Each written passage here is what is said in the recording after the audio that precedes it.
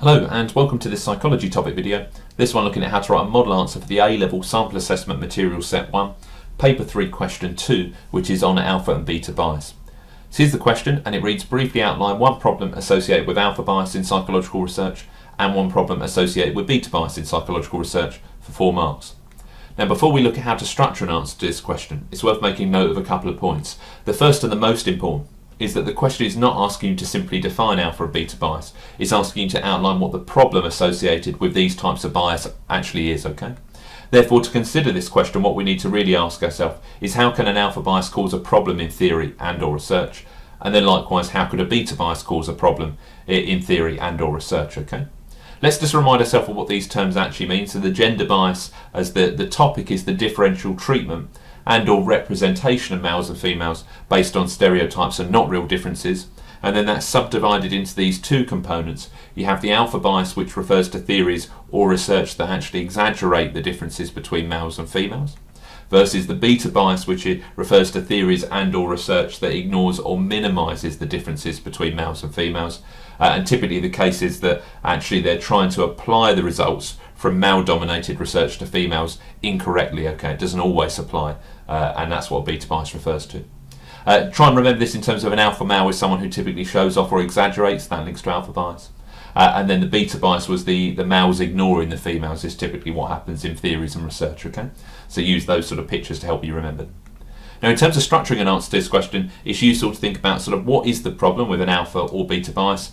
What evidence or examples could I use to illustrate that point? And then I really need to say why that is a problem. So here's the first example.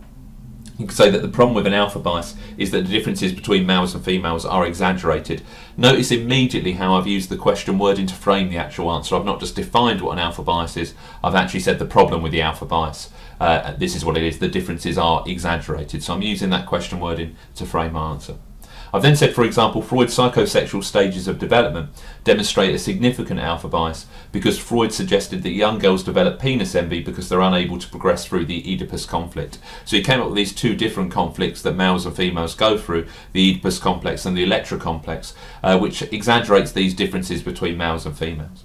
Now, this can lead to serious problems or misconceptions about gender development, which could then lead to stereotypes about what is seen as masculine and what is seen as feminine, and that's why an alpha bias is a problem in this particular example.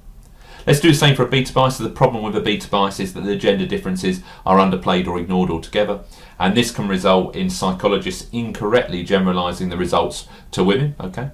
And a good example of this is that researchers for years and years assumed that the fight or flight response was similar in men and women based on male-dominated research. So most of the research into fight or flight was actually conducted on male animals, and researchers assumed firstly that it generalised to humans, and secondly that it generalised equally to females, okay, which it doesn't necessarily.